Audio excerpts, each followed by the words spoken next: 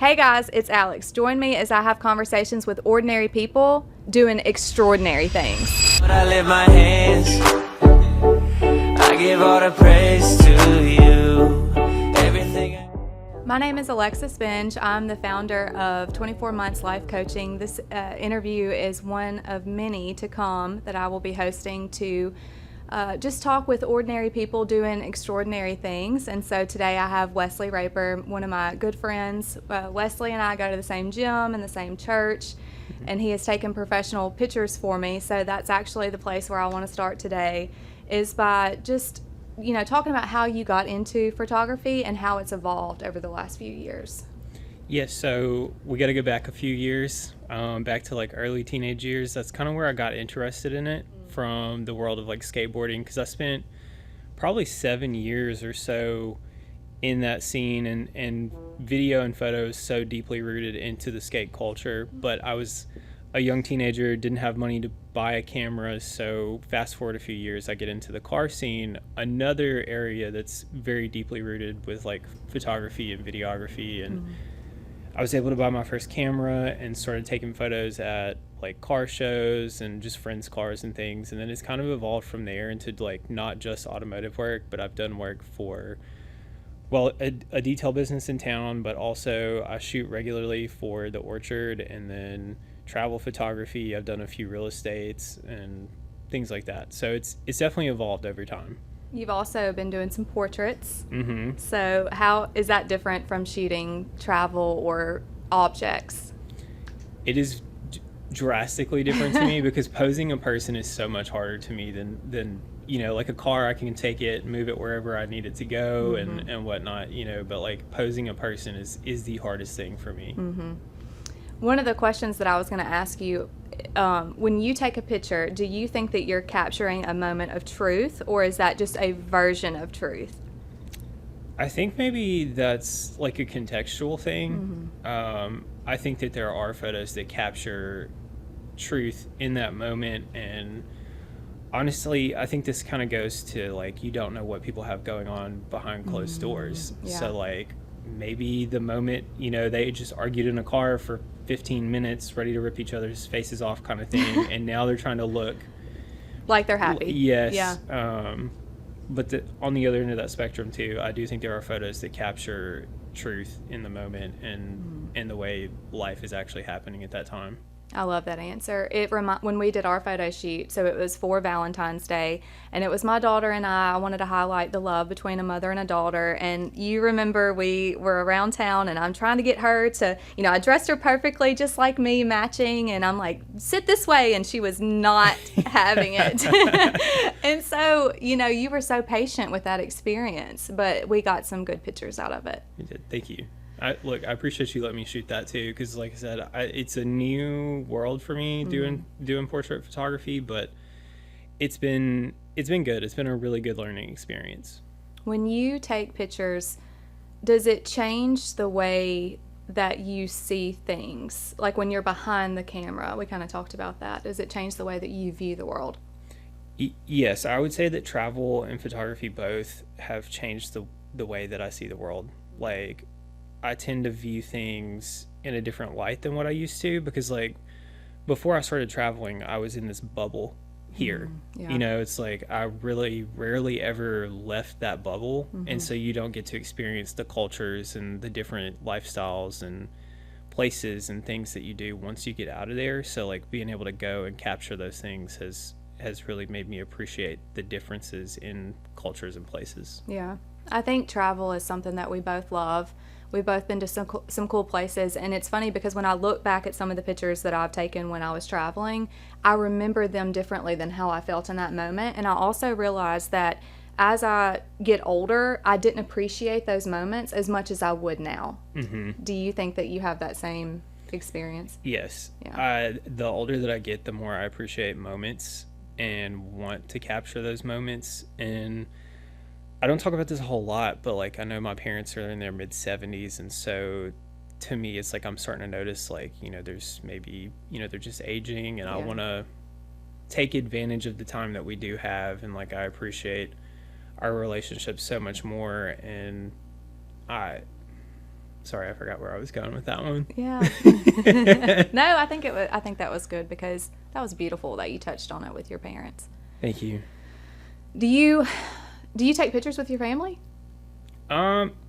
Sometimes, like mostly around holidays and things, but that is, yeah, so that's where I was going with that. It's like I want to capture those moments in time that I can look back on, and I care more about that now than I do taking the most, like, what would be cool on Instagram type of thing. And I hope that my work shows that that I do care more about a moment than I do some perfect posed situation. Right.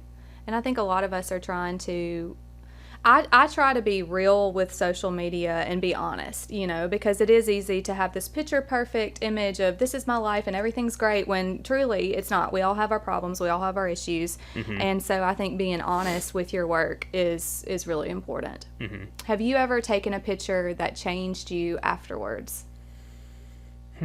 I don't know that like one specific photo has changed me, but I know we've already touched on it. I think photography and then the travel as a whole has changed me a lot.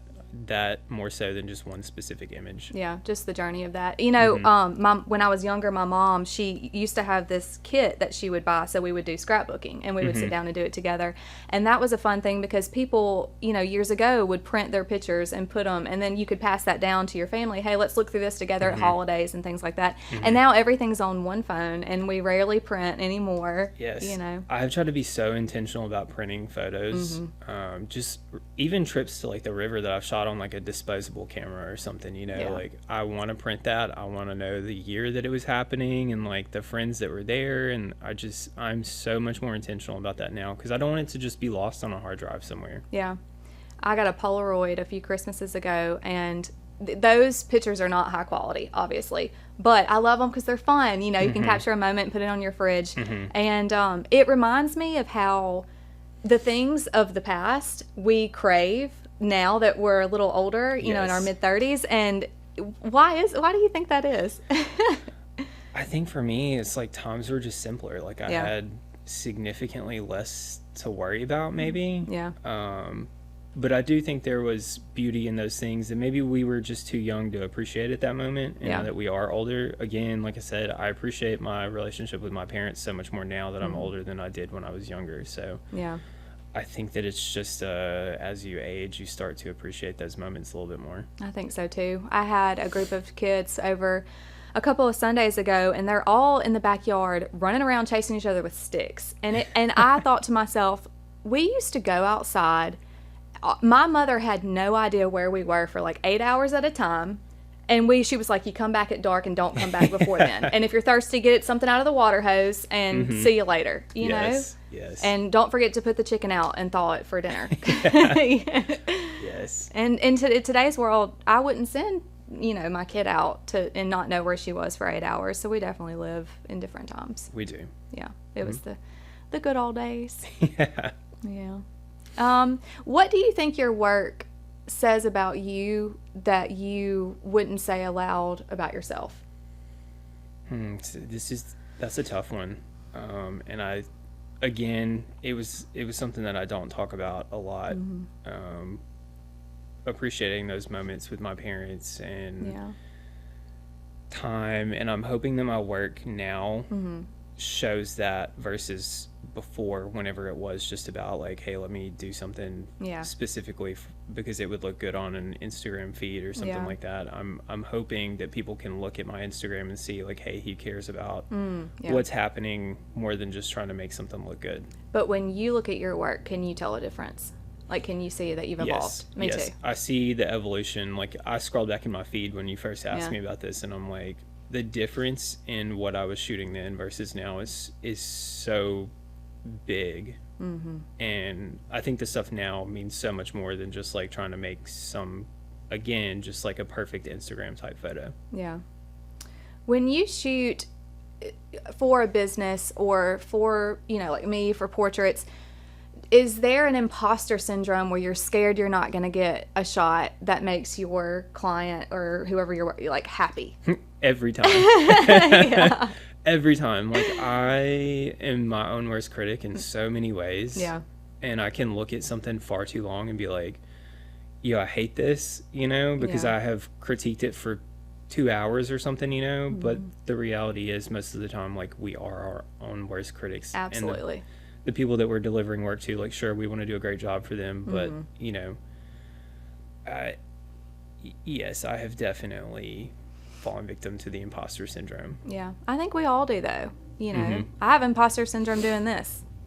Here it is for the interview.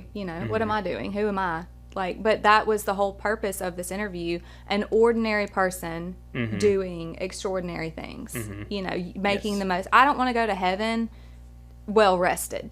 Yes. Which leads me into our next topic of our faith.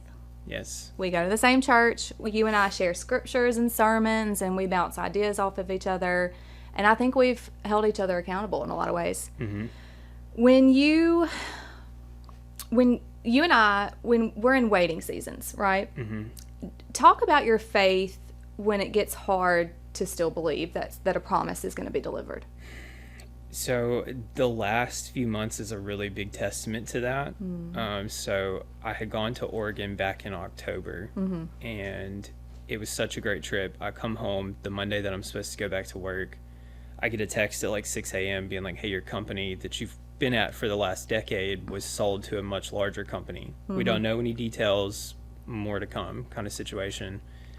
And so this kicked off this like spiral of a season of just so much unknown, and it was like a month and a half wait before I ever heard anything about whether I was going to keep my job or not. And like in that season of waiting, it was so hard to trust God that things were going to work out in the way that they should. And in my head in those moments, I'm like, none of this is okay.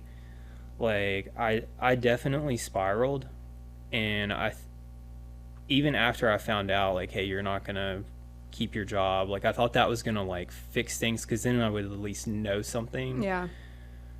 But because at the same time I was watching so many friends and everyone else find relationships and they're having kids, and I'm just kind of out here like, I'm being stripped of everything that I know and people that I love in a way. And like it got to the point where, and maybe this is a little too far out there, I don't know, but like there was one night where I was talking to a friend on the phone, and I was like, hey, if I go to sleep tonight, like, and I don't wake up, I'm okay with that, because I had gotten that depressed and was just, I had lost all faith in everything at that point, because I really did. I felt like I was losing everything.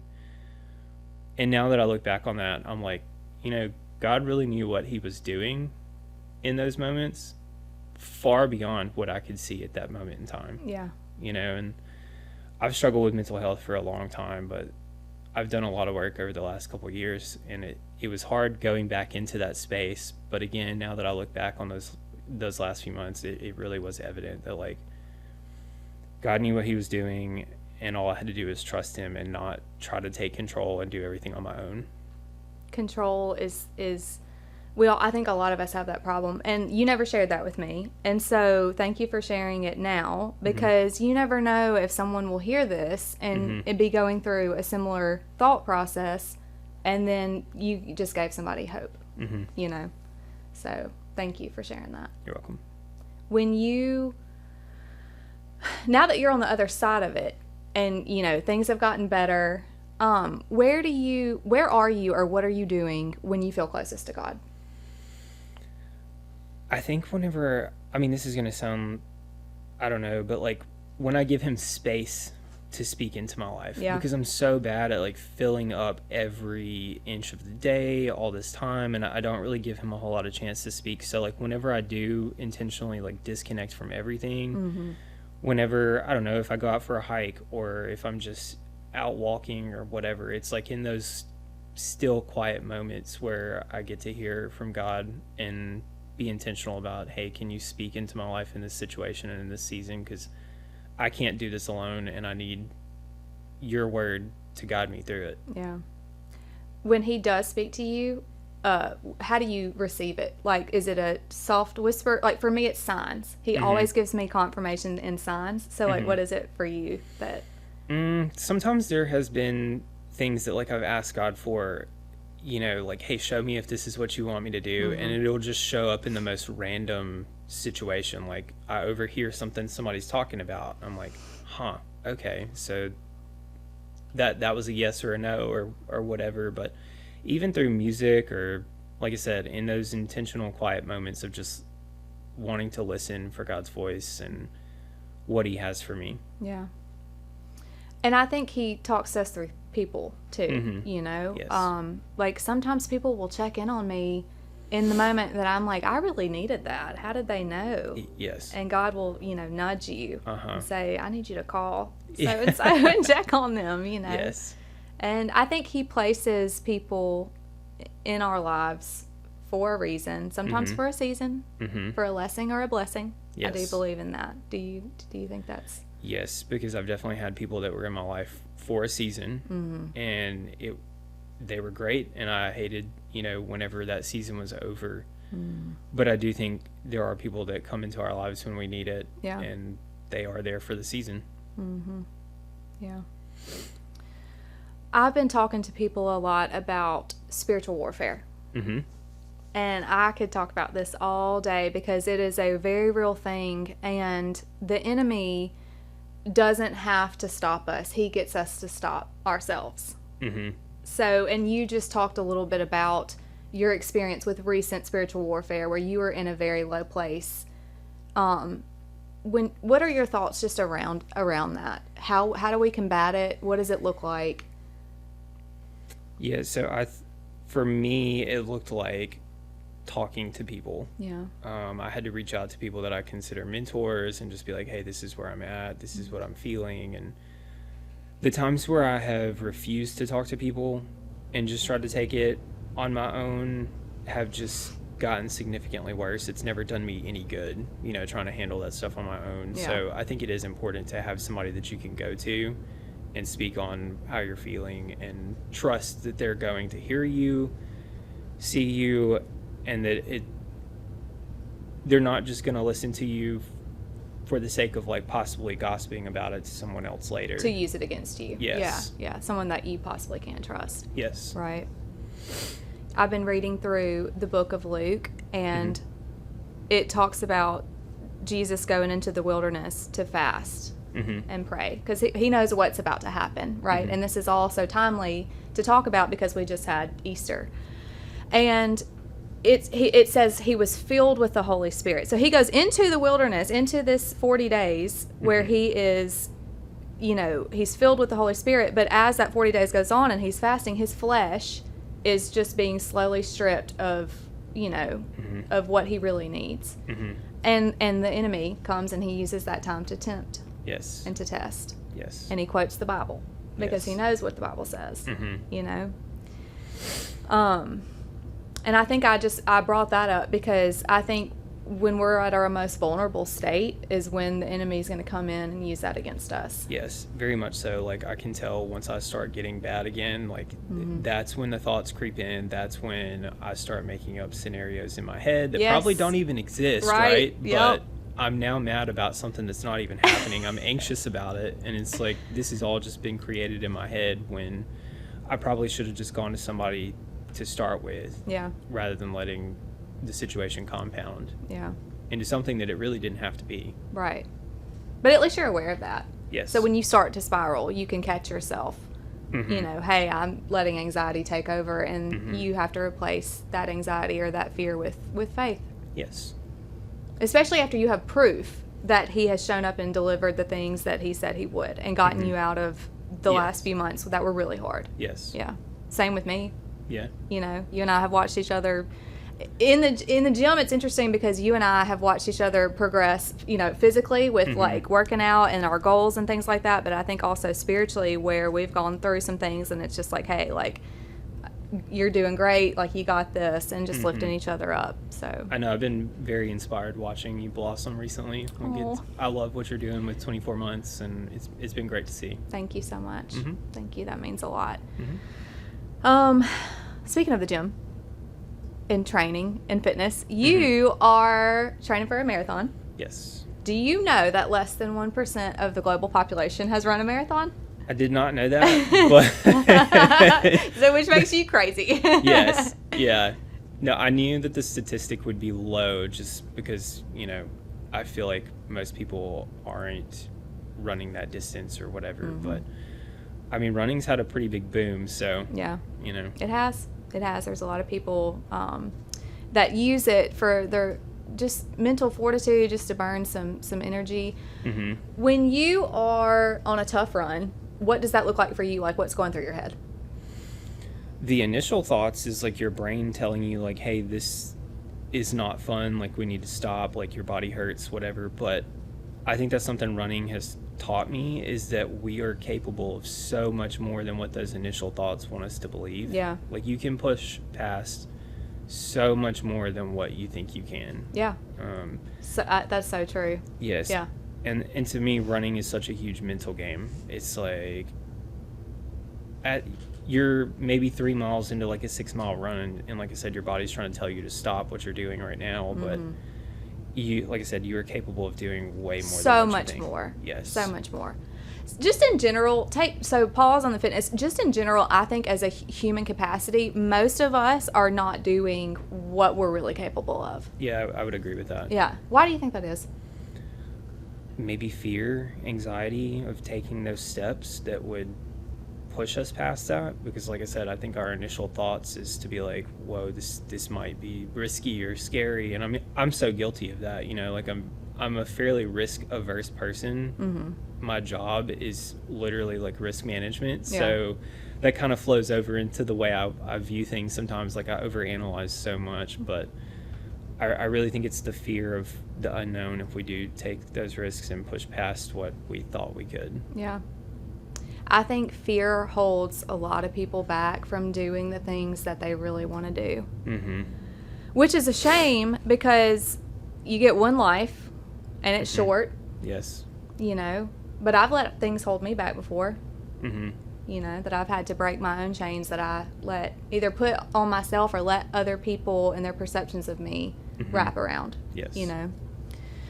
As you're training, what's the importance of having a coach? Because you have a coach, right? And he sets the programs for you? Okay. Yes. It's been vital. Yeah. Honestly, like whenever I did this a couple years ago and I didn't really have anybody coaching me through this, compared that to now, I've progressed so much faster. Yeah. In this training block than I did the last one. But beyond that, like they're able to hold you accountable. And to me, there's somebody there that like I don't want to let them down. I don't want to let myself down, but I don't want to let them down by underperforming or just giving up. Well, they're holding you accountable. Exactly. Yeah. And I think about that Hugh Freeze video where he had the players in the locker room and he's like, hey, people just drove from who knows where to come see you. They paid with money they probably didn't have to sit in the nosebleeds. Like, you owe them something. Yep. And that's how I think about the person coaching me. Is like, hey, they've invested time into you. You owe them something. So lock in. It's going to be hard, but just do the work. It's so interesting that you feel that accountable to, we all do this, accountable to somebody else, but sometimes it's hard to hold our own selves accountable. And it's like, well, why would I show up for somebody? Why do people do that? I don't think it's a bad thing. I think it's awesome. I think that's why we have coaches and mentors and leaders, because we're accountable to them more than we would hold ourselves to certain standards. Right. Just kind of a thought I noodled on. Yeah. I don't know why we do that. And I think discipline, and as we learn discipline, it makes us more accountable to ourselves. Yes. That's one thing I've really learned with bodybuilding is, you're denying the flesh, and everything's about discipline all day, every day. Repeat the boring stuff, and then you build it to where you just know what you have to get up and do. Just like you every morning getting up, you know you have to run 6 miles or however many. Yes. It's like it becomes a thing that you do over time. Yeah. And like you said, you do start to hold yourself accountable for yourself too. When you're running, do you ever hit a distance that it stops hurting? Kind of like you hit euphoria. What's it called? A runner's high? Euphoria? There's very few times I think that I've experienced that. But and maybe this training block, it hasn't happened quite yet, just because I went into last year and was going to redo a half marathon.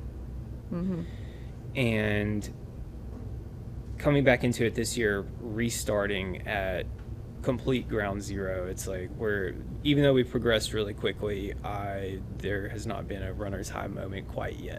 Maybe you'll get there. Yes. You're like, no, this still sucks. This is still hard. Yeah, but I will say though, running does something for me that like lifting hasn't, and I grew up playing sports, and running just flips that switch in my brain, and it's like, hey, this was really hard, but you just did this. You just did it's it. a major win. Yeah. And every time you show up, you build that confidence in yourself. Yeah. Yes.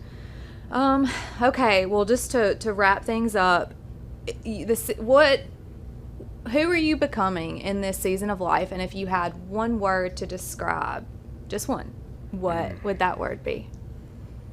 I think we said it earlier. Waiting. Waiting. Yes.